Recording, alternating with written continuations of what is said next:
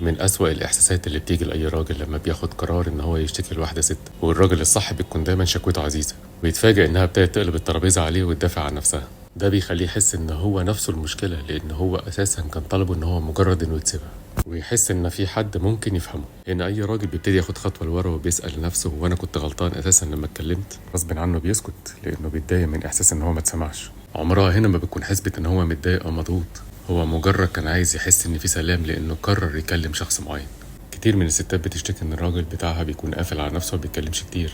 انتوا مش متخيلين صعوبة القرار اللي الراجل ممكن ياخده إنه يرجع يتكلم تاني لو واجه حاجة زي دي، لأن السكوت بالنسبة له هنا بيكون حماية، لأن طلبه من الأول كان شوية صبر مش ضغط عليه، ودعم بسيط مش مجرد أحكام. حاولي تسمعي الراجل اللي معاكي قبل ما يفقد ثقته فيكي، افهميه قبل ما يمشي، علشان غالبية الرجالة لو ما لقاش راحته وخد قرار إنه يمشي في الغالب ما بيرجعش تاني. أنا هيثم المعداوي، وإن شاء الله هبقى واحد من أشهر الناس في مصر. أشوفكم المرة الجاية، مع السلامة.